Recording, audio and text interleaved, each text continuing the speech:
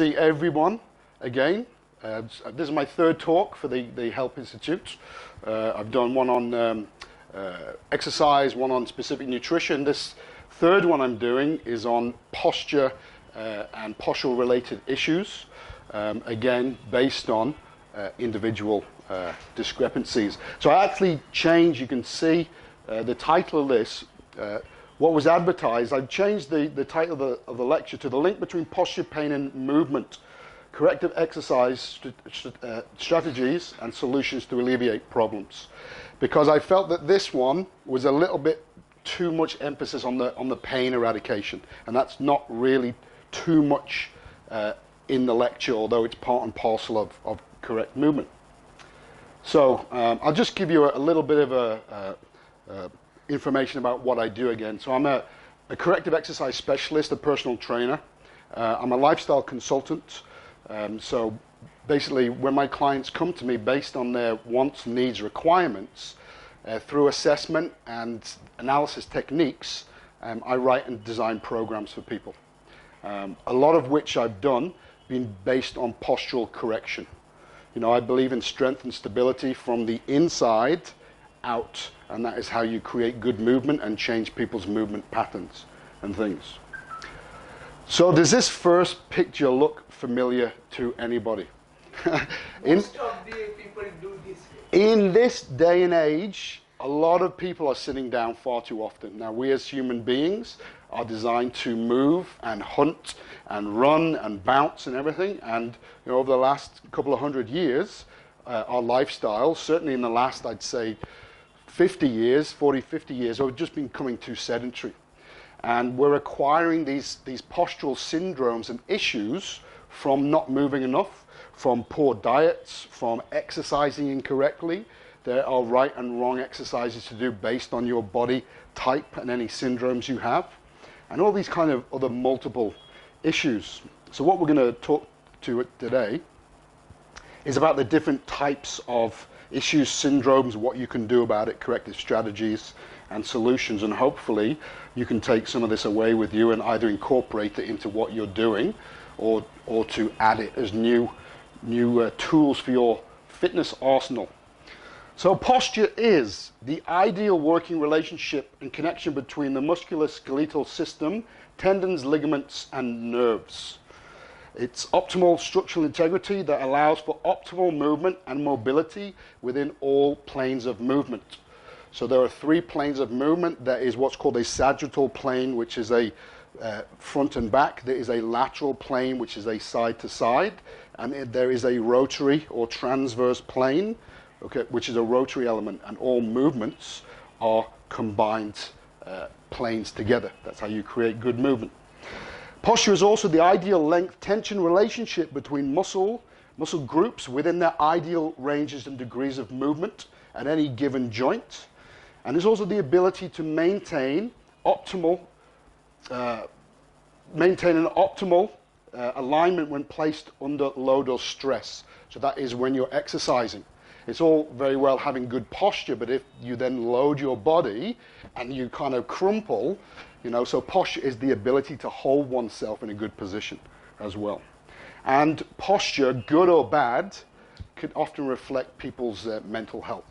If you see people that are depressed or just don't want to be talked to, their head will be down, the shoulders will be slumped, and they'll walk like this. Other people, they walk nice and confidently, shoulders down and back. You can see people's moods in posture. It's very interesting. I love just looking at people in the street. You know, I think I said to you last time, you can see people with hip hikes, flat feet, with postural syndromes, with food intolerances, whether in the happy moods, this, that, and the other. It's very, very interesting, you know, the whole science around the body, how it works. So how do we look at posture? Well, first of all, we would do a postural assessment. And if you can see from the screen there, the diagram is not too clear, but basically the skeleton and the alignment should have symmetrical balance. If there is asymmetry within the bones and muscles, it causes spiral patterns of dysfunction. So i.e., if one of my feet is flat and pronated, it will cause zigzags of dysfunction up the body. This causes stress, okay? Stress causes compensation patterns, and then through compensation patterns, the body does not move optimally. It causes joint destruction. So if you can move correctly with the same amount of load, obviously it's better for the body. It also reduces wear and tear as well. So when looking at doing postural assessments, I look front, side, and back. This is how I do it. Obviously, there's other professionals that will do it slightly differently, but all these are from my point of view. I always look from the floor upwards. So I'm looking at ankle joints, knee joints. I'm looking whether the feet, the legs internally rotate, whether they externally rotate, whether they're bowed. You know, I'm looking at hip hike. I'm looking at, there's a bony prominence here and here, which is called the anterior superior iliac spine. So I'm feeling and prodding clients and this, that, and the other, looking for this balance. And what I'll be doing as well, I'll be doing little doodles on my assessment sheet, marking down where there's any discrepancies. And based on muscles and anatomies, I know that what the discrepancies that showed up will show where there's weakness and tightness. And that is how, fundamentally, I will design postural correction, sport performance improvements, bodybuilding programs, weight loss programs, anything. I always factor in some corrective element because most people need just a little bit of help, some more than others. So from the lateral and posterior perspective, the line you'll see is a plumb line. Now, ideal posture should fall behind the back of the ear to the front of you've got a bony prominence on your ankle. It's called the lateral malleolus. The plumb line should come in front of the lateral malleolus. The line should go through the shoulder, through the lumbar spine, through the head of the dreator trochanter, which is the femur, and down through the legs. That is ideal posture. And if people do not fall into that, then again, you can see, based on other assessments as well, how they move, where there's weakness and tightness. This is how you start to develop a picture into creating a postural correction program. So this is the form I was telling you about. This is where I do my little doodle. So I look at people front, side, and rear. After I make any little notations and any point out where there's any problems or any hip hikes or asymmetry, I will get clients to do a couple of simple movements, like an overhead squat, arms raised. I will get them to go all the way down, all the way up. And by looking at that, I can see where muscles are tight and weak and where there's any imbalances. After that, I get clients to lie down on a couch, and I will go through the whole body doing a passive range of movement assessment. It's called a goniometric assessment. So I am feeling the integrity and how much spring, how stiff joints are. And I look at the whole body. And based on this assessment, and I score it as 1 is tight, 2 ideal range of movement, and 3 is hypermobile. So I'm looking at left and right comparisons. So once I've got my posture, my overhead squats, and my joint assessment, it gives me a much better picture of what we need to work on. This is how I do it. I find it very effective. So poor posture, therefore, is a compromised structural integrity away from perceived normal alignment that causes pain, restriction, or mobility issues. It generally stems from a multitude of issues and is acquired over time, and gravity and aging are factors too. Poor posture will promote faulty movement patterns due to compensations based around imbalances, malalignments, or degenerative conditions. Chronic postural issues can also cause skeletal adhesions. Typically, if you cannot move the body and you have mobility issues, if you can't use it, you lose it. And this is particularly true with the spine. The spine is designed to flex, extend, rotate, laterally flex. And if you can't do it, the vertebra tends to fuse up. And when that happens, it's called spondylosis. And obviously that restricts movement even further. And if you can't move, if the body as an organism cannot move, disease sets in.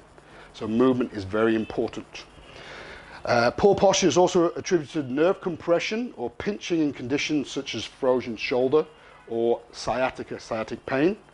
And compromised muscular length tension and skeletal integrity obviously increase wear and tear on joints. If I have problems in the ankles and they do not move like they should, other parts of the body have to compensate to allow for that extra movement. They go outside their ideal degrees of movement. It causes wear and tear, degenerative problems. So, the cause and effect of bad posture. It can stem from congenital issues.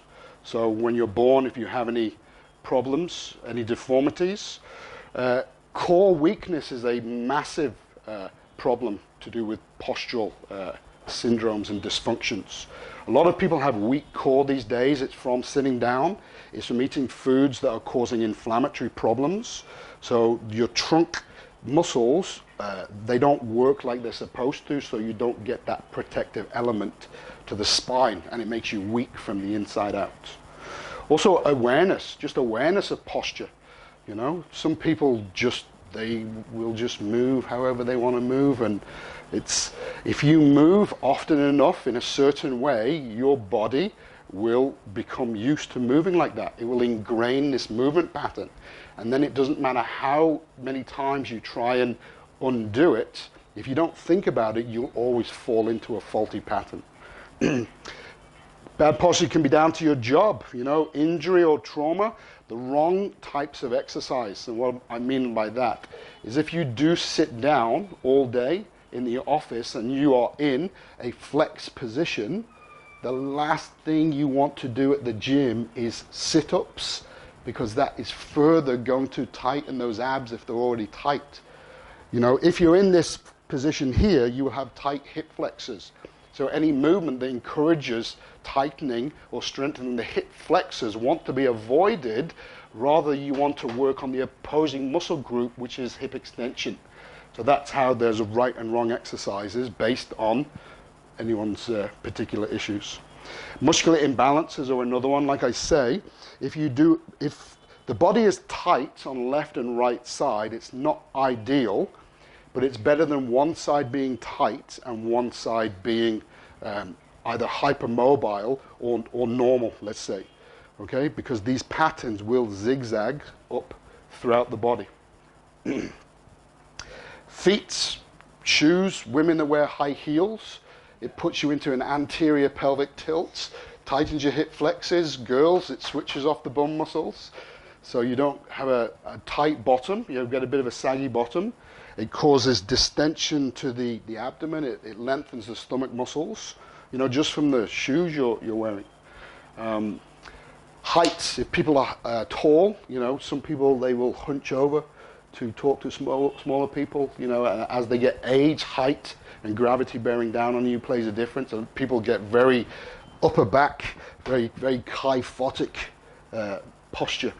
You know, sedentary lifestyle, mental health, food problems.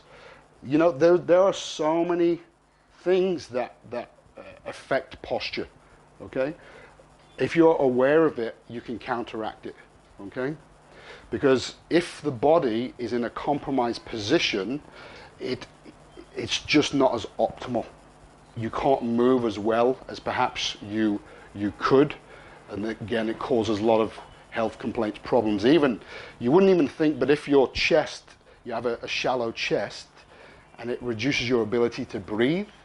So rather than breathe through the diaphragm, which is the powerful breathing muscle, you end up breathing with your trapezius muscles, which are your secondary respirators, as a compensation pattern. So it's a lot more than just aesthetics. A lot more than just aesthetics. And these are some common postural deviations. Maybe some of you are aware of, you heard of some of these before. Either upper lower cross syndrome, kyphosis, sway back, flat back, scoliosis, you know, flat-footedness, high arch, external rotation, even down to the jaw. The jaw, I've got a neurological chiropractor friend in Singapore, and he was talking to me about the jaw being referred to as the fifth leg. You know, if you have tightness in your jaw, it can affect shoulder, it can affect hip, it can affect the foot. You wouldn't believe it, but just the jaw can. So it's quite amazing that if you don't have that balance in the body in all its entirety, how much of an impact it has. Spinal integrity and function is extremely important in posture. Okay, you have 5 sections to the spine: the cervical, the thoracic, the lumbar, the sacrum, and the coccyx. Now the cervical is referred to as the neck. There's 7 vertebrae. The thoracic is the mid-back. There's 12. The lumbar is the big disc down the bottom. There's 5. There are 5 sacrum and 4 coccyx bones, and the last 9, sacrum and coccyx, are actually fused, so they don't move. So if you take the 5 lumbar vertebrae at the bottom, these are like the stability, the spinal vertebrae that take a lot of the loading. Now, this part of the back shouldn't move too much. There shouldn't be a lot of laxity there. And the spine is S-shaped for a reason, so it can dissipate force. If I had a brush, a broom, straight broom, and it's straight, and I push down on it, you know, it wouldn't take a lot of pressure before that snaps. And that is exactly why the spine is S-shaped, because it helps to dissipate and absorb force much, much better, and also helps us to move. So the neck is for stability, it's for stabilizing the head. The mid-back is for mobility. That's where you should get most of your rotation from, okay? The lumbar vertebra should only move between the bottom 5, I think it's 13 degrees of movement between those bottom 5. So between S1L5, which is sacrum 1L5, there should be 3 degrees of movement, and then 2, 2, 2, 2, 2. Most of the people get problem in L4, L5. Yeah. Well, I mean, it's common, but you can't say most because although back pain is a common thing, you will get it wherever you're likely to get it. Down at the bottom of the lumbar is a very, very common area, but you know, you can just bend and twist and pop a lot of these things, you know, the discs. But if somebody's back is ready to go and it's that bad, then it's because you're so weak and you've got no support and you're moving incorrectly in the first place.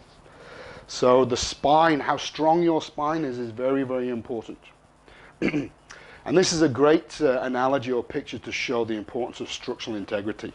So if you imagine that the body is like an old Spanish galleon with a big mast, and the mast is the spine, and then the ropes that would come off the mast are like the muscles, and this gives the ship very, very good integrity. And if you were to cut one of these mast ropes, the balance would all be off. It's the same in the body. The body is just like a big puppet, yeah? The skeleton is the structure, and the muscles are just what gets pulled off the structure. So that's why balance is so important, and how you move is very, very important. Which leads me to the importance of core strength. Your core muscles collectively act as stabilizers, neutralizers, that means prevent movement, and are the foundation for any and all limb movement. In fact, your core muscles, whether you realize it or not, will twitch and fire a fraction of a second before any limb movement. There is nobody here that could get out of their chair without their core firing, you know, and how well it fires is obviously how strong your core is. But you try and do anything. Try lying in bed, just put your hand on your stomach and just lean forward, and you will feel it twitch and fire. But a weak core means a weak body, okay? And if you do have these muscular problems, food intolerances, all of these things that cause expansion or weakness in the trunk, you don't have that support around the spinal column, so you can't generate power, you know, speed, your ability to move, to twist, to bend, everything. So a strong core is essential to optimize strength, stability, speed, power, and balance. And obviously, core provides protection and support to the spine. I put a little tip at the bottom here. I'm not a big fan of people using weight training belts in the gym. You see a lot of people walking around the gym as if they're going to do like superhuman things, but you're training your core to be lazy. Because when the core contracts, and it's the next slide, it should actually pull in and draw up. That's how you create internal stability. And if you wear a weight training belt, it causes you to push out, which is actually dysfunctional. So if you train like that enough, you'll actually weaken your back. So if you can learn to breathe correctly and pull up and draw in, it gives you your own weight training belt, which is another slide I've got here in a second. So this is what I mean by the inner unit. You have certain muscles, there are 4 in particular, that really stabilize your trunk, okay? If these 4 do not work, you are weak from the inside out, okay? Everyone does sit-ups for six-pack muscles, but you can become what's known as outer unit dominant, which means that even though you might have a nice six-pack, those internal stabilizers are weak, okay? But you can work on them, because when you work on them, it will actually help to reduce back pain, you know, and give you more support so you can move better. If you can move better, you can do more weight. If you do more weight, you get better results. You know how it goes? So the way it works is when I teach clients, what I do is I train them how to set their core first before they do any exercise. At the beginning of every set, and I try and get them to hold that position, that activation, throughout the entire set. And if you train your core muscles to do this, then you don't have to think about it. They'll just switch on whenever you need them to do. So the way it works is, first of all, you must take a diaphragm breath. Now, a diaphragm breath is a big belly breath. A big belly breath, not a chest breath, because that's a reverse breathing mechanism, right? So you take a diaphragm breath, okay? Then you pull up inside your body with your toilet muscles. Now, ladies know this as their pelvic floor muscles. Guys, if you imagine sitting on the toilet and you're going for number 2, you're trying, don't push out, you pull those muscles up inside your body. They are essentially your pelvic floor muscles. So once you've done your diaphragm breath and pulled up inside the body, then you draw your belly button in towards your spine. And by doing that, it fires up a muscle, the 4th muscle, called multifidus.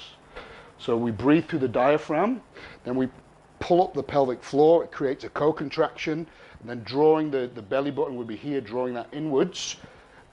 You get a top to bottom, left and right, that give you a very, very strong inner unit. Now we'll look at this a different way, as a cross section, this way.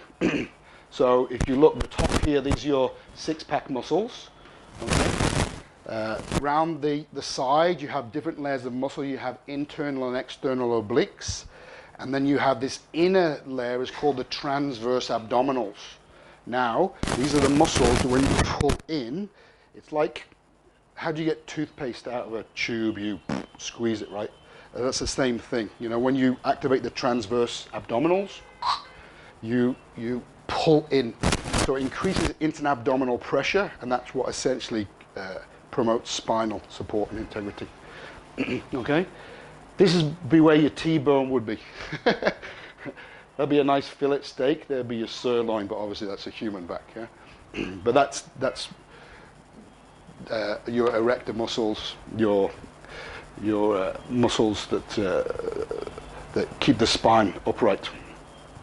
So that makes sense from that direction as a cross section, yeah? So it's not, trunk strength is not how many sit-ups you can do. That's what I'm trying to get across. It's about internal activation of other muscles that a lot of people are not aware of and never heard of. Okay, but if you do this and can activate these muscles, you can become a lot stronger. So you can get greater gains and reduce back pain. This is the primary exercise that I give spinal rehab patients is this one. So pain and how to avoid it. Well, first of all, what is the underlying cause, issue or problem in the first place? So how would you address it? And I would say that for any nerve conditions, anything that's painful, always consult your doctor first, you know, before you jump into the gym. You know, if you have shooting pain in the neck, or you have pain going down the backside, down the hamstring into the leg, you know, get it checked out. You might need an MRI scan or a go ahead, you know, before you go into the gym and start doing anything. But know that nerve compression and these syndromes can be corrected. And a lot of it, the majority of it, is to do with posture and postural awareness. Nerve pinching does need attention. There's different types of pain. You know, you're aware that a pinch is different than somebody sticking a pin in. That's different from a dull ache. That's different from a sharp, you know. So muscles will tend to ache, and nerves will be tingling or numbness or sharp pain. Okay, so this is how you can see whether it's a muscular problem or a nerve problem. And obviously malalignment, so things not being in the right place, will cause compromised structural integrity, which can also, you know, be attributed to pain.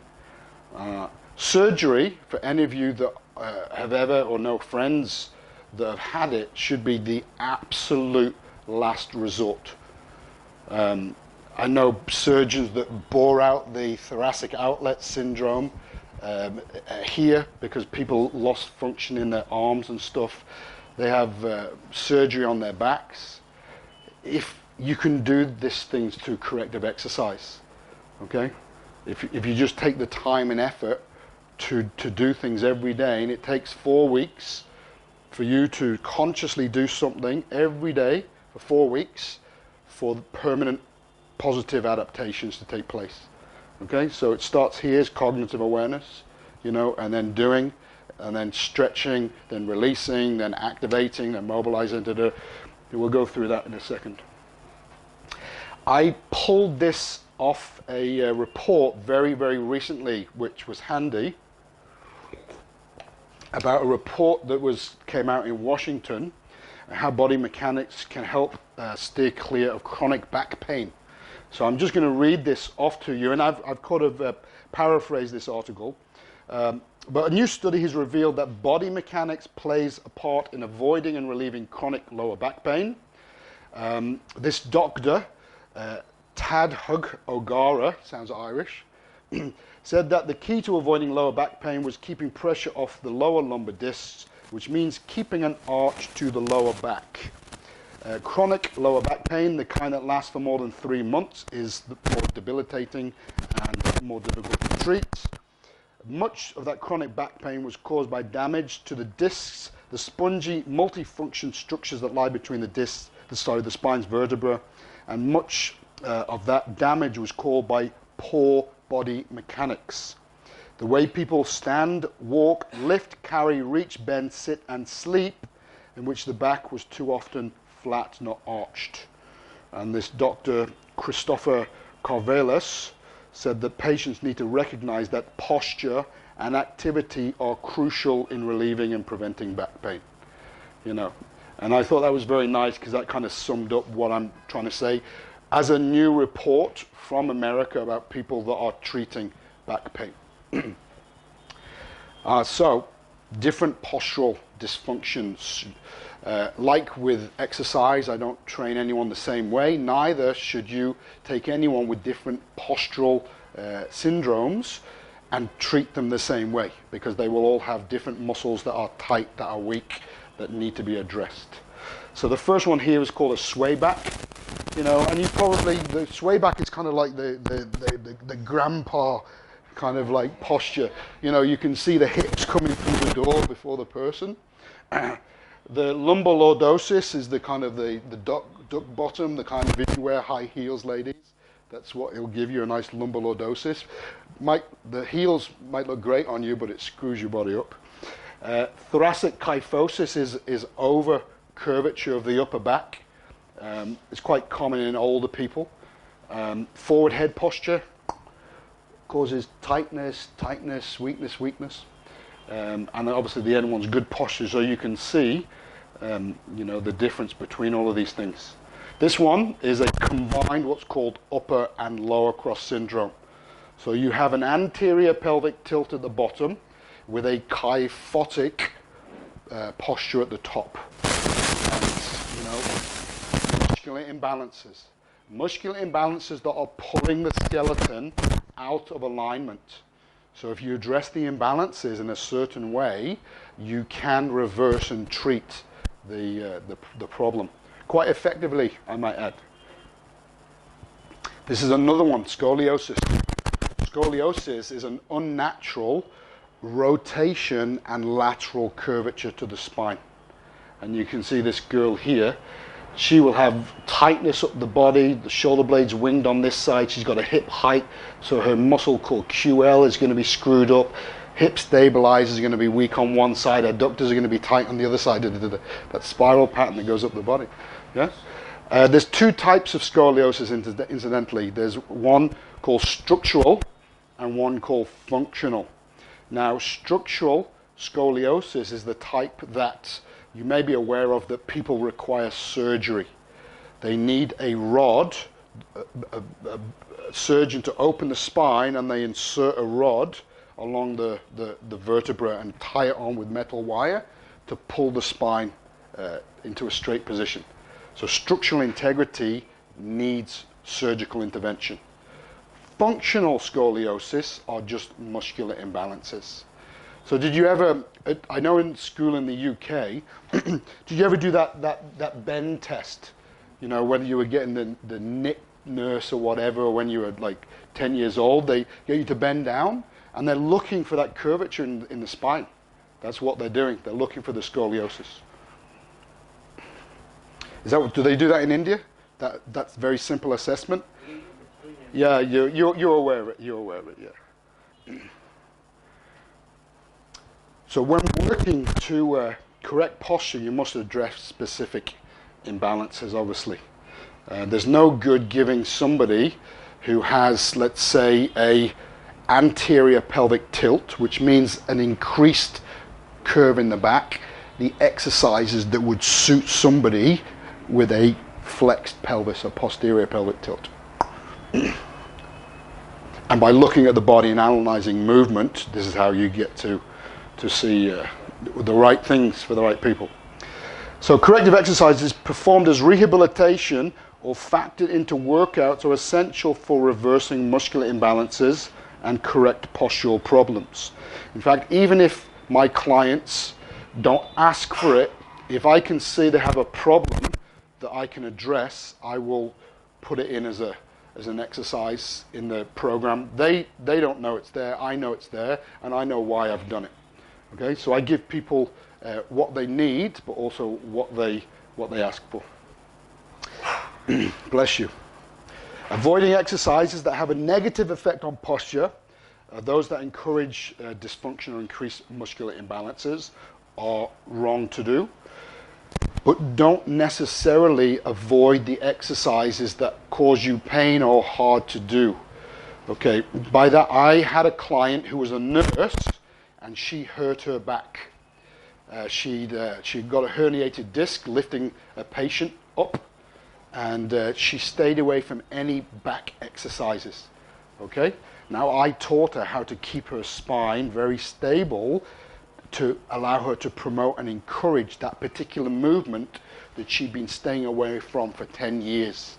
And obviously by doing that, I got her strong and stable in a three-dimensional sense. Okay? So don't stay away from the exercises that cause pain. Address the problem and fix it. Yeah? My opinion, free weight exercises have far more positive benefits than sitting on a machine or strapping yourself with some electrodes and having electric shock you. That's a waste of time and stuff. Because when you physically hold free weights, your motor skill, coordination, proprioception, where I am in time and space, balance, stability, it all kicks in. And it makes the body a much more efficient and effective organism for stimulation and movement and just what's called a labyrinth response. Your head, where I am, like if you imagine stacks of plates, and if you jiggle them like this, they wobble like this. It's called the labyrinth response. Inactivity and sedentary lifestyle, incorrect exercises, poor diet, poor exercise technique, and all screw you up in different ways. Okay, so just be aware different things will cause different problems. So improving posture and movement. Now fundamentally, perfect repetition makes perfect, which is why sloppy form, poor exercise technique does not count for anything. And I've seen it for years, thousands of people in gyms all over the world that are doing too much weight, they're doing bad form, it's terrible, they don't care how they're holding themselves. You are teaching your body to move incorrectly, essentially. Okay? And if you're doing that, it will always do it. It's why it's always easier for me to take somebody who has never trained before and show them how to exercise, because they don't have any bad habits. And they just get it straight away. Okay? You get somebody who's been training for years and years and years and try to do these things, it takes 10 times as long to correct it. They reckon that to learn a movement takes 200 repetitions. So that is 200 perfect repetitions of anything for you to learn that movement. If you have learnt that movement already, but you have a problem with it, it takes 10 times as many reps to undo it for a new movement. So that's 2,000 reps that you have to do to try and correct that pattern. So it makes sense to do it right in the first place. Most postural conditions can be significantly reversed, if not completely corrected, with the right treatment. However, you do need a plan of action. You need to make conscious daily effort. Okay, like I say, 4 weeks to see a permanent change every day. Okay, but when you're doing a postural correction program, you're not so much like training in the gym, really smashing your body. Okay, just doing daily releases and stretching and activations and mobilizations techniques do not tax the body so much that you can't do them every day. In fact, they just encourage that movement. Okay. Always, always, always be aware of your posture. Adopt good bodily positioning when you're doing anything. Do incorporate corrective exercises. Work on your internal core strengthening. Even down to shoes you're wearing. You know, if you're flat-footed, go and see a podiatrist. Get some inserts made, because that will correct the alignment, and then how you move will be better. Mattress, pillows, all of these things make a difference. If you have a bad back, you know, get your mattress checked out. Or you can buy these memory foam pillows and things now. Have you seen them? I don't like the feel of them. I like huh? Yeah, they're foam. Personally, I like feather. My personal preference. I hate sponge. It just makes me feel horrible. And those memory foam, I just don't like the feel of them. I always sleep well if I've got a feather pillow, but that's just me. Another very important thing to do is, because a lot of people are sat down for a lot of their time during their daily lives, is to address your working position, your seat, the desk height, the computer screen height. You know, this is what's called office ergonomics. So this is something I used to do in Singapore for a company. I used to do stress busting. So I would go with a physio table, I would do massage techniques, I would do injury rehabilitation, dietary advice. I would tell them, you know, to lift the height of the screen, drop the chair down. You know, your spine wants to be upright, your elbow wants to be 90 degrees, your computer screen wants to be here. If you are in this position, my God, I've seen very young people in their early 20s with chronic back pain. Every time I go to see them, what's up? Oh, my back is killing me again. And they're 20. In their 30s, they're going to be taking medication. In their 40s, they're going to be hooked on chronic medication.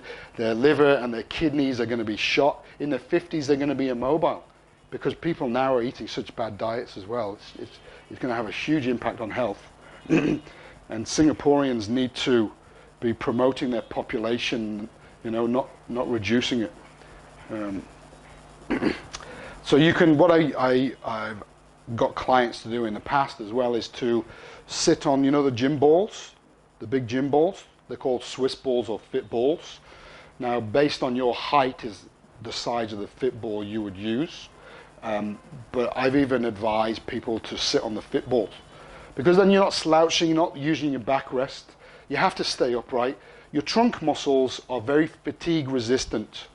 Okay, if I pick up a weight and I do a bicep curl 30 times, my arm is going to be screaming. But yet your trunk muscles keep you upright all day, no problem. And it's just people's just laziness that they just get these terrible positions. You know, so what I'm saying, don't use your backrest, stay upright, train yourself to have a good posture at work, when you're walking, when you're moving, doing anything, and you'll never have any pain or posture related issues. This is a list of professionals you could perhaps consult with regards to posture. So a corrective exercise specialist, that would be somebody like myself, a doctor, chiropractor, physiotherapist, osteopath. You might go for tissue work, you know, soft tissue work, nutritional advisor, because like I say, if you have a food intolerance and your internal muscles are bloated, it reduces the integrity around the spine, causes back pain, yada, yada, yada. Traditional TCM practitioner, podiatrist to look at your feet, your ankle alignment. A running specialist, if you're a runner, you want to get your gait analyzed, you know, your walking, jogging, sprinting gait, and even the dentist. So these are all people that can help with posture. So when you looking at a postural corrective program, they must be around your issues, your problems, not somebody else's. So never in the gym, never follow somebody else's program, because if you've got different body types, different strengths, different weaknesses, and you're following somebody else's program, it's going to suit one more than the other. So this kind of buddy training, you know, if you're, yeah, it's great to run around and move and have fun, but if you're serious about, you know, physically loading the body, then personalized programs are kind of the way to go. So whenever you exercise, I always get people, like I say, to switch the core on, so you have stability from the inside out. Then to be aware of their posture, okay? Be aware of the symmetry, so they're not in one leg more than the other, they haven't loaded the body more than the other. And then just be consciously aware of how you're moving, how you're holding yourself throughout the movement. You know, at the end of the set, you put the weight down, then you can relax. But as long as you're moving and keeping yourself strong and stable, then you're training the body to be, as soon as you load the body, these muscles just kick in automatically. So this is a corrective strategy that I personally use. So the primary is to get a postural movement and goniometric assessment. That's what I showed you one of the previous slides. Then the secondary is obviously to analyze that information I have and to come up with a corrective or rehabilitation program. And I will correct people's posture based on these 5 principles. My program cards actually have 9 components. The first 4 are the first 4 on my program card. So based on the problems that people have, we always release muscles, tight muscles, before we stretch tight muscles, before we mobilize joints, before we activate or strengthen weakened or inhibited muscles. Then that kind of like gets the body into a temporarily aligned state. Then you concentrate on movement patterns, doing things perfectly, okay? And that's what helps create good movement. That's the fine tuning. So here are some common postural problems or issues. Lower cross syndrome, okay? I showed you on the other slide as an upper and lower cross. This is just based around an anterior pelvic tilt. And you can see the way it's called a cross is because these muscles here are short and tight here. These are long and weak, these are long and weak. So that is why it's called a cross. These muscles will be short and tight, these muscles will be long and weak. Remember, you always release the tight muscles first before you stretch them, before you mobilize the joints, before you activate and strengthen the weakened muscles. Okay? These would be some of the corrective exercises that you could do, for not in any particular order. I didn't write these out as a corrective strategy, because for me the order in which you do things is very, very important. So I wouldn't go from this to that to da. Everything is done in a certain way, because obviously that helps to promote alignment, balance, symmetry, how you're moving and addressing the issues. But these I've just written down in any old order. So please don't look at those as verbatim. They're not in any order. They're just things that if you were to look at the previous slide, it's addressing shortness, tightness, and activating the muscles that are long and weak. That's all this is. And I'm not going to demonstrate all of these to you, because some of you will know, some of you won't know, and I'll look like an idiot on this DVD, pretending I'm in a gym, and you going, I can't see what you're doing there. So, just to say there are many things and ways you can do. Okay, so this is upper cross syndrome. So the cross is the short and tight, long and weak. That is the cross. Okay, upper cross. It can or cannot be related to forward head posture, but certainly a hollow chest, internally rotated arms, tight upper abs, long, weak thoracic spine. Kind of. Hello. But some people say structure of the body structure is the same like that. Congenital issue perhaps, yes. But a lot of people will, based on how they move, their job or whatever, they will kind of gravitate into these problems. Because this locks up, remember, the thoracic spine here is where the movement is. And once you flex the thoracic spine, you lock up the movement, so the ability to rotate is diminished. So these people will also have lower back problems. They'll have neck problems because the mid back is seized up. Yeah, the vertebra kind of, they work like this, but if they're all flexed, then there's no rotation on the vertebra, and the spine moves segmentally. Each, more or less. But if you don't have any movement, then it puts obviously a lot of press through the spine. These typically are the muscles that are short and tight, which you release and stretch first on that left side. The long and weak muscles that are inhibited are on the right side, and those are the muscles you strengthen or activate. So short and tightened muscles are what's called facilitated muscles. They just want to work, or they're overused. Muscles are lazy. If muscles don't need to work, they won't work, which is why if you get into moving incorrectly, muscles become dominant. So some muscles will go, yeah, I'll work, and these boys will just have a rest here, because muscles a lot of the time work in opposing groups.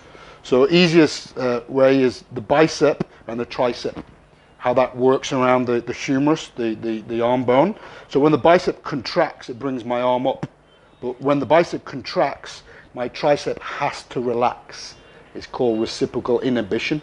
So therefore, when my tricep contracts to pull the elbow joint down, the bicep has to relax. And that's basically, in a nutshell, how the body works around muscular pairing, And if the bicep is working all the time, it'll become dominant, overused, which will shut down and cause problems with the triceps. This is how you get imbalances. These are the corrective exercise for upper cross. So again, I'm not even going to attempt to demonstrate them, but just know that's some of them based around the problems of this particular issue. Okay. This is old person syndrome, thoracic kyphosis. Again, similar to upper cross syndrome. Thoracic kyphosis, upper cross syndrome, forward head posture.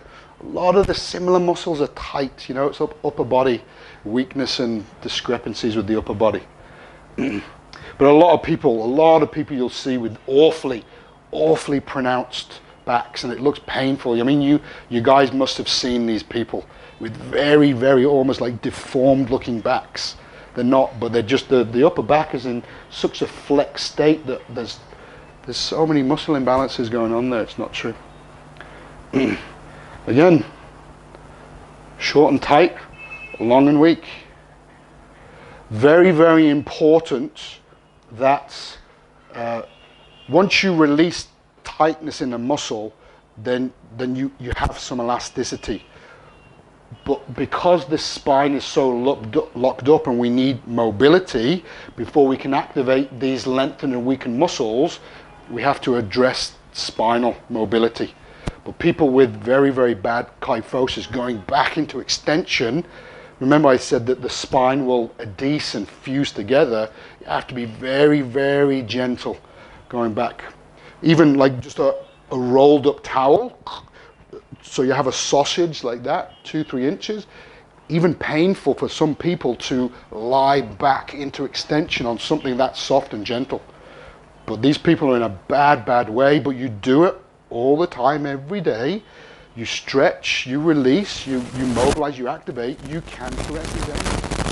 You can do it. Forward head posture.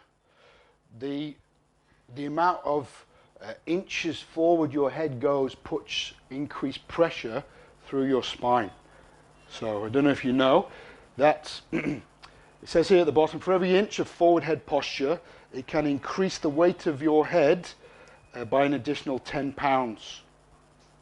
So one inch then would be 22, 32, 42. But then you've got how much pressure going through the spine here constantly. These muscles are chronically overused and weak. It's like a fishing rod that's really bent. You're trying to wind in a massive fish constantly. So all of these muscles tighten up, you know. If people let it go to that degree and don't do anything about it, I mean, there's very, very little. You could never get back to normal posture. Not a chance here. Yeah, perhaps. You can sometimes go too far, you know. It's just too far. You could certainly improve by doing your stretching and releasing and certain things. But this person like that would never get back to... they'd probably never been normal posture in the first place. So here, short and tight muscles, sternocleidomastoid, scalenes, levator scapula, suboccipitals, upper trapezius, and then the long and weak, the deep cervical flexors, the long thoracic extensors.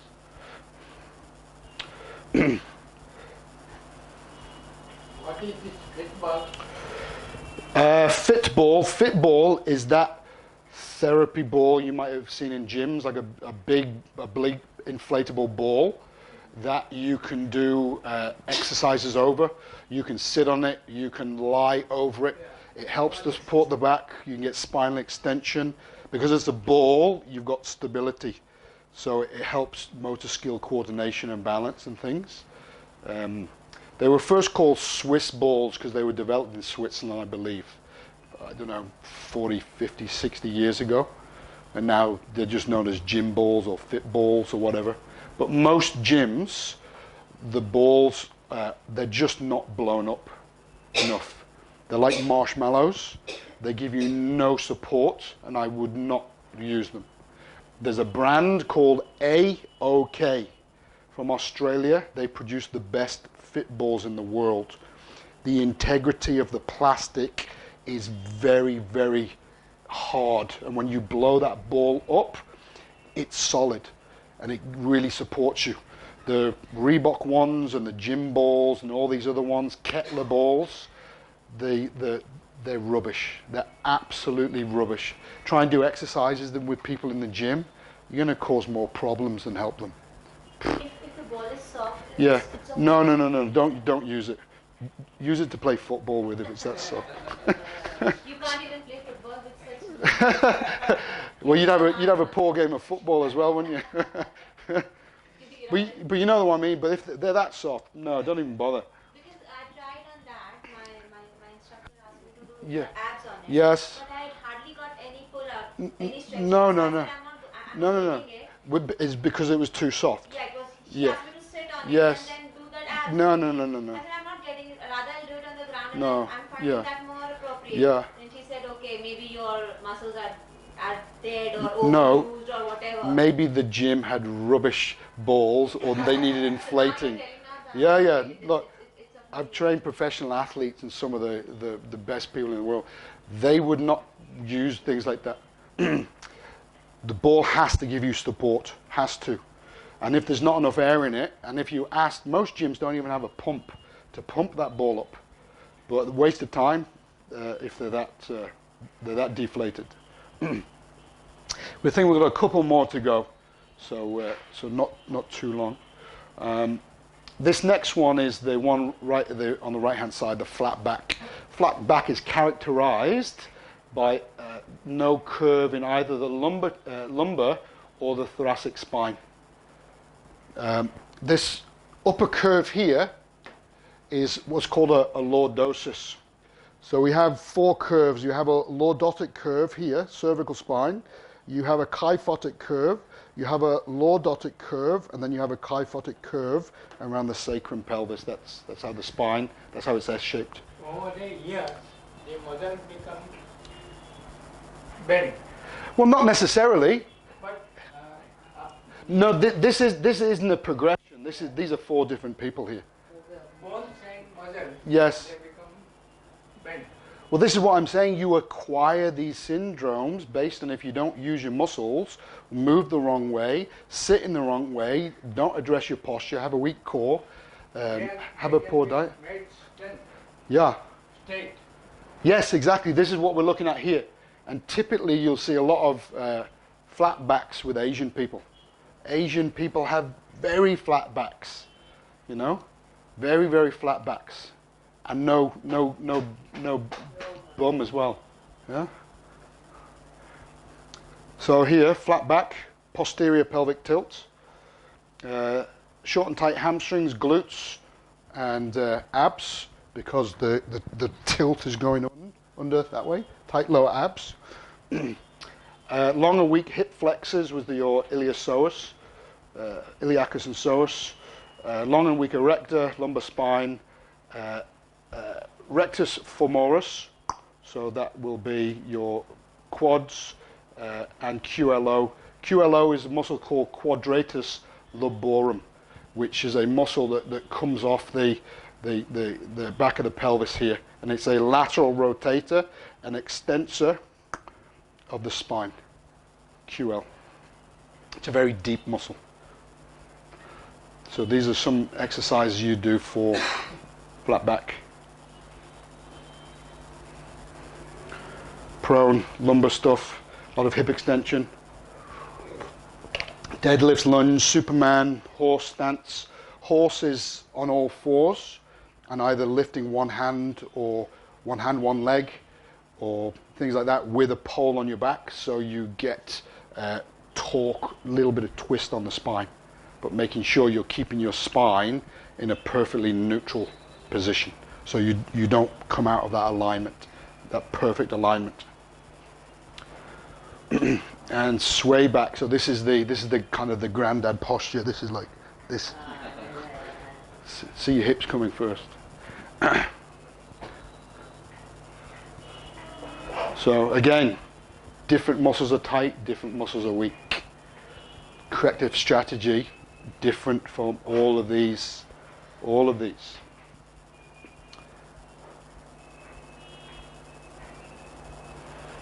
With sway back, because they have a posterior pelvic tilt, you would tend to stay away from double leg raising exercise when people are lying down on their back, because it just puts too much pressure on the lumbar spine. It tends to cause a lot of pain and aggravation. So just single leg stuff, but a lot of internal core work gives you that strength and stability. The LA is the inner unit, what I was telling you, the pulling up and drawing in. So LA stands for lower abdominal. LA single leg stuff. Kneeling rotary, whenever you kneel down and fixate your hips, you create the stability here, so the rotation comes from basically your thoracic spine. If you do rotation exercises standing up, people tend to twist their hips like golfers. But if you kneel down, you eradicate that twisting of the hips. So certain exercises are good to do standing up, some are good to do kneeling down, based on what you're trying to do, basically. Another straight arm dumbbell, chest expander, is very good to open up the rib cage, to expand the rib cage for these people that have tight intercostal muscles. That's the muscles in between the ribs there. So these are some of the techniques and devices used in corrective programs, so your body weight things.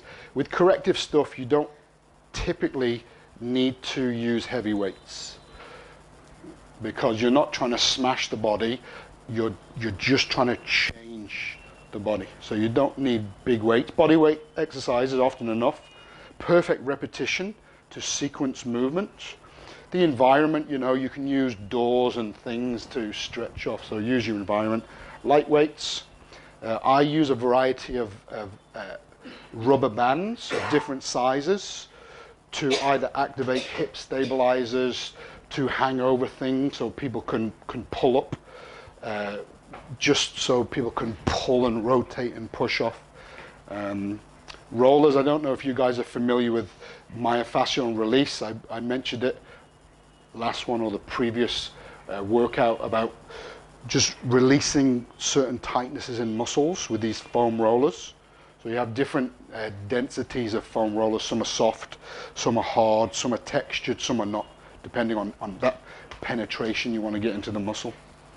So I use balls, golf balls to roll the feet, to the big fit balls, poles to check postural alignment, so people can hold on as they're moving, doing upper body movements, lower body movements.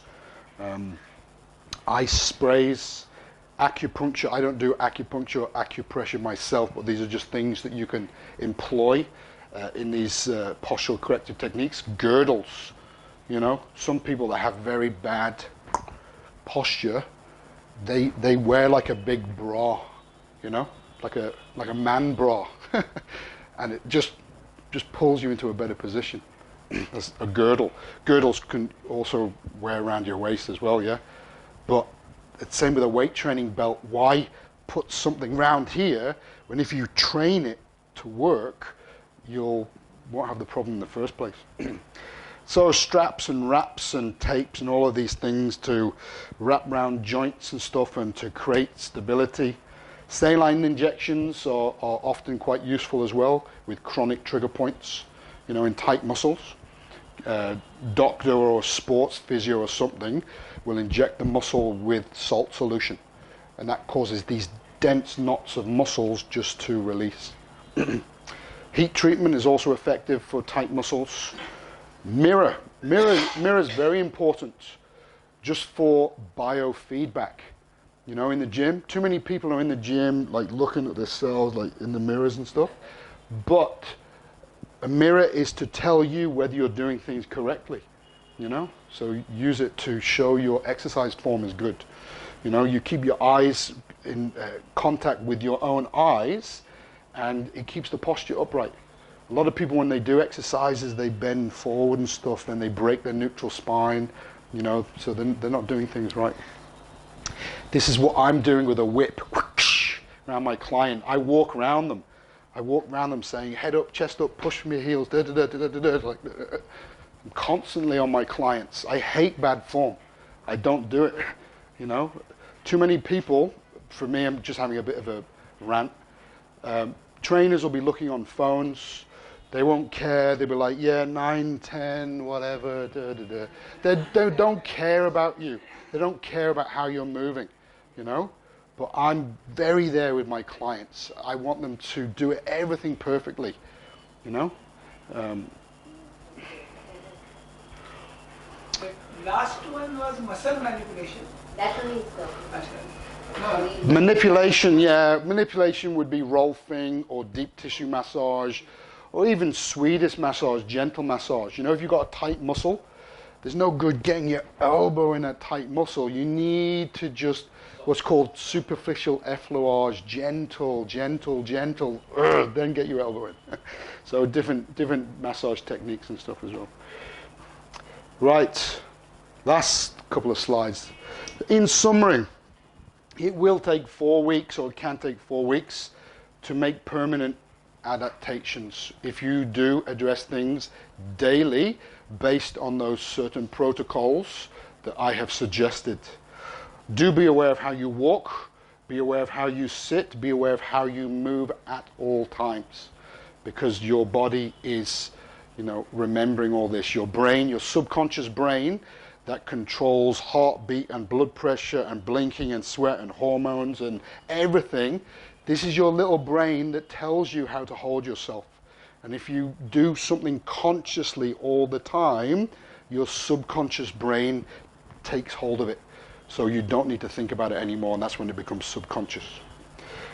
Don't use a backrest at work, Don't be lazy, just sit upright. Change your work environment, lower your seat, raise your desk, Make sure the computer screen is at eye line. In fact, this week during this presentation, I've hurt my neck because I've been sitting doing this, and last 2 days my neck has been killing me. And it was only last night, I thought I trapped a nerve. And it was only last night I'm thinking, why the hell have I got a sore neck? And I'm like, oh, because I've spent 12 hours on a computer all week in this position. Yeah, oh my God, I would hate to have an office job. Address personal postural issues and imbalances. So based on how you look, where your weaknesses or tightnesses are, that is how you would do the exercises. Yeah? Whether you are training for fitness, for bodybuilding, for running, for whatever, it's always good to employ a couple of corrective exercises to promote good posture into your routine, whether you need it or not. Just to keep the skeleton, the posture, the muscles all in check. Avoid exercises that are not good for you. Like I say, if you're already flexed over, the last thing you really want to do is to do more sit-ups if you're in a hunched over position. Best to do things to activate the glutes and back and, extension type muscles. And working on strengthening your internal core is one of the most important things I teach my clients to do. And it makes a huge difference with, like I say, your ability to move, protecting your back, how much weight you can push, sprinting, power, change of direction, move is core strength. Because if this is weak here, then you've got no foundation to move off. You've got no foundation to move off. There you go. There you go. I think everyone nodded off at some point during that presentation. But it was very hot to begin with. I was sweating for the first 15 minutes. Thank you very much for listening. I hope you found that enlightening and interesting. And I hope that on the back of those last 2 talks, what you can do now is employ some of these. Or just, again, like I said, like a jumper, you want to use some things, use it. If you don't, then don't.